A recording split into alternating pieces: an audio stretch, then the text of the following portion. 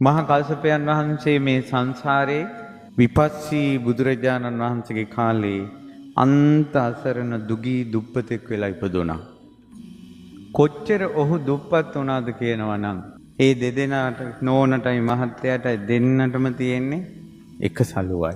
ගෙදර ඉද්දින් පිරිමි කෙනා උඩුකය නිරුවත්ව ඉන්නවා. ගෙදරින් එළියට බහිනකොට හැම සලුවක් දා ගන්නවා කරට. විපස්සී බුදුරජාණන් වහන්සේගේ ශාසනයේ බුදුරජාණන් වහන්සේ දහම් දේශනකට අර දුප්පත් ජෝඩුව කල්පනා කළා අපි බණහමු.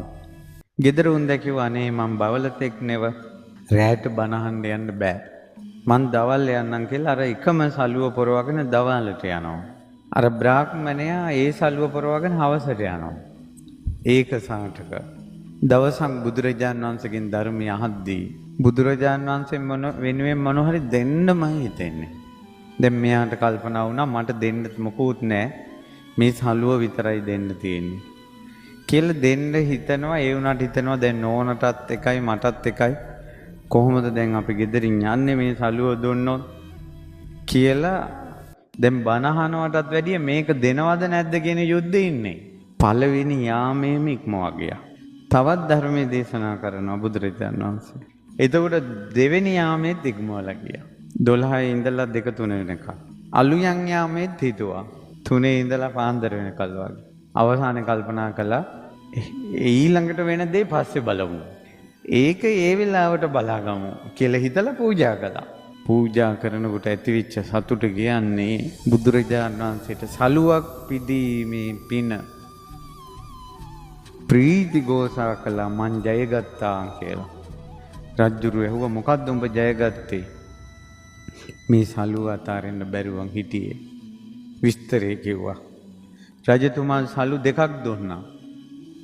ඒ මනුස්සයා කල්පනා කළා මොකක්වත් නැතුව හිටපු මට රජ්ජුරුවෝ සලු දෙකක් දුන්නේ බුදුරජාණන් වහන්සේගේ ගුණ අහලා. මම පූජා කරපු දේ ගැන අහලා. ඒ නිසා මේක මට නෙවෙයි කැප බුදුරජාණන් වහන්සේට කියලා සලු දෙක බුදුරජාණන් වහන්සේට පූජා කළා. ආය රජ්ජුරුවෝ දෙකක් කෙව්වා. ආය පූජා කළා. ඊළඟ පාර 4ක් කෙව්වා. 4ම පූජා කළා. ඊළඟ පාර 8ක් කෙව්වා. 8ම පූජා කළා. ඊළඟ පාර 16ක් කෙව්වා. 16ම පූජා කළා. ඊළඟ පාර 32ක් කෙව්වා. මෙයා කල්පනා කළා මේක දිගින් දිගටම හරියන්නේ නැහැ කියලා නෝනටයි දෙන්නට දෙකක් තියාගෙන 30ක් බුදුරජාණන් වහන්සේට පූජා කළා. දැන් ඔන්න දෙන්නම එකට බණ අහන්න එනවා.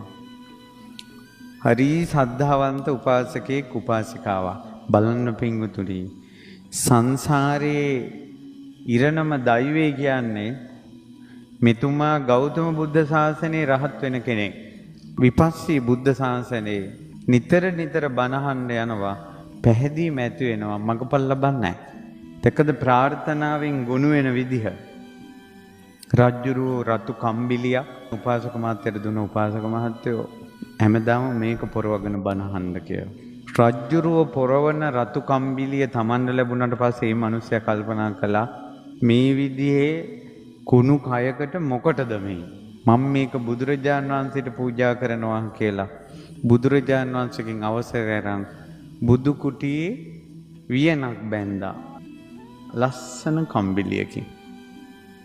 රජ්ජුරුව බුදු කුටියට ගිය වෙලාවේ බුදු කුටියේ දැක්ක අර කම්බිලිය.